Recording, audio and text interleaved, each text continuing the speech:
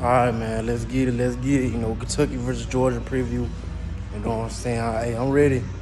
Our first night game, and since like 2020 Mississippi State in Athens. Hey, man. Hey, at first I'm gonna go ahead and break it down. You know what I'm saying? Cause I ain't gonna. I'm gonna try to make about 10 minutes, and I'm gonna try to get my score prediction. On another video for about a minute. And I'll probably do my other game preview, like Texas A&M versus Alabama and Oklahoma versus Texas, probably Thursday. Well, I should say Friday. Today. Well, it's day Thursday now. You know what I'm saying? Wednesday. Going to Thursday. Either way. But, first I'm going to start off with Kentucky. You know what I'm saying? Then I'm going to talk a little bit about Auburn game. Then I'm going to talk about Georgia and what Georgia got to do. You know what I'm saying? But Kentucky, like I say, at first, you know what I'm saying, I was like, man, I told my brother, I'd rather go to the Auburn game. Because I know this game, it's like when we play Kentucky, it'd be slow and boring offensively. But defensively, be some hard hits and a lot of thumping. You know what I'm saying? Be a lot of thumping on both sides of the ball, offense, defense. A lot of thumping for 3 yards and then kick a field goal, hopefully. But, you know what I'm saying? But I'm feeling good now. You know what I'm saying? I think it's going to change this year, but I ain't going to try to, you know what I'm saying, spoil the scope. But either way, Kentucky is basically Georgia Junior. That's how it been in the past 10 years, you know what I'm saying? They always play like Georgia. They just don't have the personnel to be Georgia, the personnel and players to be Georgia, you know what I'm saying? They don't have the talent to be Georgia. Very, you know what I'm saying, start out front. They always be physical they had, a very solid O-line like 2 years ago, you know what I'm saying? And D-line, they always have a big D-line, basically. And this year, man, I'm gonna start off with their defense.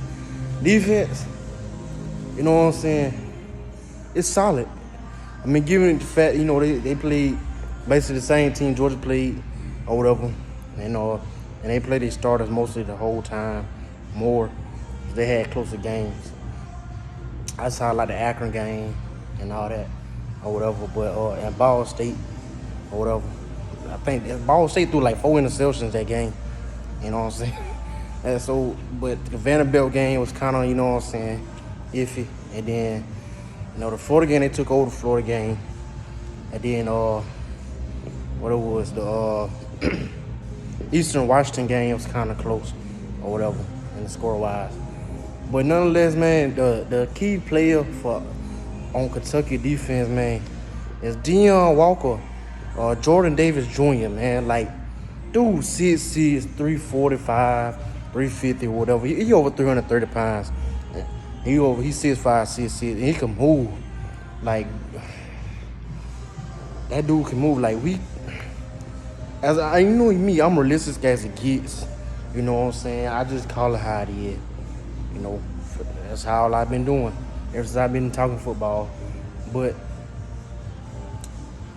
we have not shown yet we could run the ball on inferior teams. You know what I'm saying? Inferior D-lines. You know what I'm saying? At home at that. And I don't feel confident. That's one thing. The scope is one thing, but as far as like what Kirby Smart try to do and wants to do, I don't feel like we can do. You know what I'm saying? Like, we have yet had an explosive run all year. Like, not talking about explosive run, I'm talking about like a 50, 60-yard touchdown run. You know what I'm saying? I don't think we had one all year. And it's going to be a grinded game. You know what I'm saying? We in Kentucky got a solid D-line. You know what I'm saying? And then, like I said, they always play physical. They gonna meet you at the line, try to. You know what I'm saying? Secondary is solid if you let them be. You know what I'm saying? You just can't give them the ball, throw hard interception. All secondary is gonna look good. You know what I'm saying? But actually, if you scheme them up and hit throws, they're a little shaky. You know what I'm saying? Offense side is solid. You know what I'm saying? The offensive line good. Probably the best in the SEC. Running back, Ray Davis, put the team on his bike versus Florida and just doggone ran to the finish line. Although Florida did just have some horrible angles and tackles, you know what I'm saying? But hey, he did what he had to do, you know what I'm saying? Hey, that's on Florida, not him. And I can't talk because we did the same thing versus Auburn. Like Georgia did the same thing versus Auburn what Florida was doing, except it wasn't as bad, you know what I'm saying? And Georgia could score the ball. But I would say they got some playmakers on the wide receiver. Like Devin Leary hasn't shown he can put a team on his back. But if you let him, you know what I'm saying? Because like I watched the going game versus Florida. I think Barry Brown had dropped a wide open touchdown pass. He put it right on him in the end zone. He dropped it. I mean, that's not on Devin Leary. So it's that. So, could have been slightly better, but it was like 9 for 20 for 69 yards. It could have, but it'd be like 10 for 19 for like 75 yards and 2 touchdowns or something. I don't know. But either way, Barry and Brown, speedster, Tavion Robinson is elusive as they come. You know what I'm saying? He getting the ball, put the ball in his hands, he can make you miss. And probably more dudes that miss. And then Dane Key, you know what I'm saying? Jump ball threat. So if Kentucky can move the ball by running the ball, can get 5 yards a carry, 6 yards a carry, and then,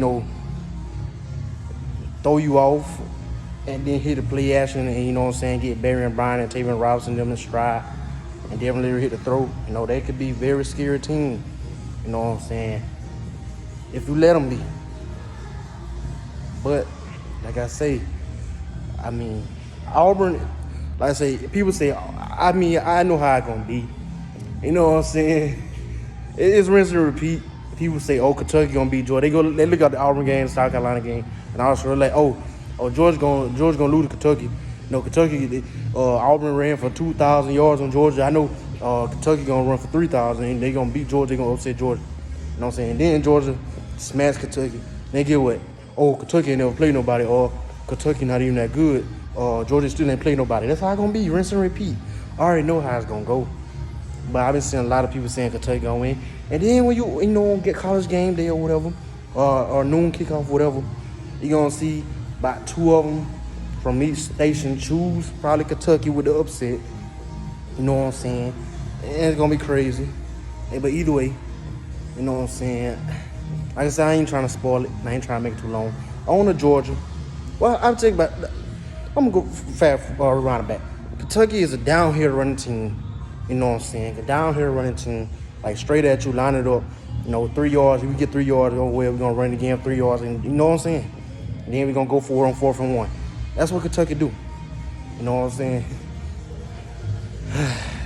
So Auburn is different. Auburn is more finesse run that makes you think. Like Auburn got a third of their rushing yard off one play that didn't score a touchdown. You know what I'm saying? It was like a 65-yard run by Peyton Thorne. Caught him slipping, bad angles, and you know what I'm saying, or whatever. And he took off, but luckily we caught him.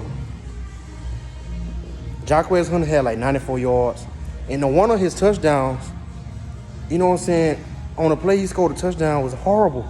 Like, I didn't see it when I was at the game, but when I watched the TV copy, like, that play before he trucked Bullock for the touchdown, that was a clear block in the back. Like, if that happened, they actually, I don't know how the ref missed it. I literally, C.J. Allen crashed down in the gap. The dude, the offensive lineman, literally tackled him from behind. And then Jacquez Hunter, ran through and then ran past my money, who took a bad angle, he went to the wrong hole. Either way, that was a 15 yards. That's 15 yards that should have been taken away from Auburn, and most likely they kick a field goal, but instead somehow the referee missed it. You know what I'm saying? They scored a touchdown the next play. That hurts. You know what I'm saying? Then, like I said, if Carson Beck hit that throw to Delp, the game is over. The game is over in the first quarter. Instead, the very next play, the interception is thrown. You know what I'm saying? Auburn got momentum. You know what I'm saying? Then, coming out of halftime, like the first play of the game or the second half or the second play or whatever. I think it was the first play. They'll, get like a 15-yard catch. You know what I'm saying? Then he fumbled the ball, and Auburn get the ball at the 30-yard line. So Georgia's they ain't beating themselves. All year they been beating themselves, man. And they had a couple plays where it's like what? Like one play, I remember, I think Dominic Lovett, it was like a crossing route or whatever, and they called Marcus Roman Jackson for a pick play when the defender grabbed him, and they take away a touchdown out of the board. Then Georgia got to settle for a field goal. No, it's the little plays, you know what I'm saying? The little plays that making, and then like to get the missed field goals versus South Carolina, the score could have been 30-14.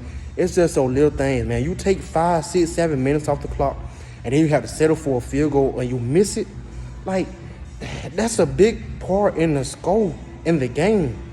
Like, that's huge. Like, you take 5, 6, 7 minutes off the clock, and you got to kick a 39-yard field goal, and you miss it. Like, that's a momentum killer. You know what I'm saying? Then you taking time off clock while also getting 0 points. And if the game close, the team could run their offense like they want, because they not, instead of down 7, now they only down, you know what I'm saying, 4. Or instead of down 10, they down a touchdown. You get what I'm saying? So Georgia could be playing much better and more dominant. Don't let it fool you. Like, it's a couple plays, you know what I'm saying, Dominic Lovett dropped a touchdown. You know what I'm saying, Brock Bowers dropped a couple balls for a touchdown. You know what I'm saying? Like, one game, I think it was versus, I don't know, I think it was it Ball State or whatever? Third down, it was a horrible pass interference call on Brock Bowers. You know what I'm saying? They didn't call it. And now we got to settle for a field goal. You know, it's just, Georgia's been having bad luck. Definitely with turning the ball over. Like, UAB had like 2 turnovers. They get the ball at like the 40-yard line and they score touchdown, make the score a little better. You know what I'm saying? But don't let Georgia fool you. Like, y'all can bash Georgia all you want. You know what I'm saying? But don't let it fool you. Like, if they clean up a few things, come on, man. Be for real. Be for real. Y'all saying the same thing. I know he's saying, last year, which is true. We don't have the same, we don't have a Jalen Carter. We don't have Darnell Washington like last year. You know what I'm saying? They can hide our flaws. But don't be getting twisted. Y'all said the same thing, that Georgia was frauds and was trash. It was gonna lose to Tennessee, and it was gonna lose to all these teams. You know what I'm saying? After the Kent State and Missouri game, y'all laughed, and then Georgia had the last laugh by going 15-0. Either way, on to Georgia. This game, Georgia had to go against the grain. Kirby Smart had to go against the grain and go fast pace. We got to get Deion Walker tied. Like Alabama did to us in the SEC Championship when they got Jordan Davis tied and he was basically useless. We got to do the same thing in Kentucky. Definitely they don't even rotate like that. Like, they got a worse pass defense than they do rush defense. So, and we been struggling to run the ball all year. We got to get Aaron Smith involved in this game. Like, no way in the world should we just be using Aaron Smith to block. Like, he should be actually, you know what I'm saying, stacked up with Brock Bowers every time. When Brock Bowers in, take both of them out wide. And if they got to, not just throw a screen pass, because the only time they do that is to throw a screen pass. It's obvious. Like, you got to actually let them run routes. Like, you got to send, like, Brock Bowers on a post route or a go route and send Aaron Smith on a post route. You know, and then have Dominic Lover and Ladd McConkey in the game with Dejan Edwards blocking. Like, let them work the quick game and see if the defense does bracket and both go to Brock Bowers, what that mean? Aaron Smith 1-on-1 with another player, and he gonna most likely win that. And they both go to and then they mess around and go to Aaron Smith. That means leave Brock Bowers 1-on-1. Like, I don't understand. I don't know if they hold him back. I don't know if Bobo hold him back. You know what I'm saying? Because maybe they thought they could just, you know what I'm saying, at Auburn game, which is, it could have happened if Carson Beck hit that throw, and then they could be on cruise control. You know what I'm saying? He hit that throw, and then the crowd was basically taking out the game because they would have been like, what is, a 65, 68-yard touchdown. They would have scored and been up 7-0, and the crowd been basically taking out the game after that. So maybe he thought he'd go on cruise control with play calling or whatever this year. But it just, you know what I'm saying? Like, he gotta actually go. Like, you gotta realize, man, Carson Beck isn't Stetson Bennett. Like, he not gonna get a 68-yard touchdown like Stetson Bennett could, or get a 40-yard gain, you know what I'm saying, on third and 7, and they blitzing, and he take out running. So you gotta call plays like that benefit Carson Beck. You know what I'm saying? Like, all these, throw the ball forward down the field. You know what I'm saying? If you want to score a screen pass once a quarter, cool. But you should call plays that involves deep shots. We should be throwing at least 9 deep balls a game, not 2 or 3, if that. No, not 2 or 3 deep balls a game. We should be throwing 9 deep balls a game. We got the playmakers do it. We got Aaron Smith, the fastest player in the college football, and he out here blocking. He's not even touching the ball like that. Like, I know he had a chance versus UAB. You know what I'm saying? He messed it up. But still, I'm like, he should be getting 5-6 touches a game. You know what I'm saying? And I just don't understand. But like I say, Georgia gotta go against the grain on this, and they gotta go tempo. You know what I'm saying? Because this game can't be 6-6 going into halftime, and then Kentucky is on schedule, and they can run their offense in the second half, and then they mess around and hit a big run. You know what I'm saying? Get momentum. That can't happen. You know what I'm saying? And then we turn the ball over. Now we down 13-0 in the third quarter, and then we can't stop the run. You know what I'm saying? Or whatever. We down 10-0 in the third quarter, and now Kentucky can milk the clock for 7 minutes, and then we gotta try to score the ball, and then they can milk the clock again and put the game away. You know what I'm saying? Like, we can't. Georgia gotta be up 17-6 going into halftime. This game cannot be no tied up going into halftime. We don't need that, man. We don't need that. And you know what I'm saying? We got to stop turning the ball over. You know what I'm saying? That's the main thing. Turn the ball over. And Carson Beck got to hit the layups. Like, when a defense blow up coverage, you know what I'm saying, leave a player wide open, or a dude get beat off the line of scrimmage, and the playmaker, the receiver or whatever, got 5-6 yards on the player, the defender, he got to hit those throws, man. Because what you do, if you don't hit it, now you get a defense that's a momentum killer, and now you get a defense a break. You got to make the defense pay. The defense going to mess up. You got to make them pay. You know what I'm saying? Because if you give them a break, now they be able to go back, okay, regroup, you know what I'm saying, see what they did wrong. Next thing, 9, instead of a touchdown, you get what I'm saying, it's an interception, or now you got to make more plays, which increase more injuries on the team, and more plays equals more possible chance of a turnover, you know what I'm saying, or punt the ball. You got to make them pay. Like, I know you can't hit every throw, and I know you're not going to hit every throw. It's impossible to do as a quarterback, you know what I'm saying? But the layups, like, you don't have to put that much touch on the ball. Like, just get it to him. Like, even if it's behind him or whatever, a 25, 30-yard game, a 40-yard game is better than no game, man. Like, you ain't got to try to show off your arm talent and say you could put it on the money and stride. Like, just give him the ball. Like, that's all. Just give him the ball, move the chains. We get a 40-yard play. You know, is what it is. You know what I'm saying? And as the season go on, then you do that. But at least get momentum. At least, you know what I'm saying, put touch on the ball. That's all I'm asking. Like, just get the ball to the playmaker and let him, you know, run after that. Don't try to, you know, thread the needle and try to show off your arm, then it end up be overthrown. But, you know, I'm finna get in my scope prediction, man.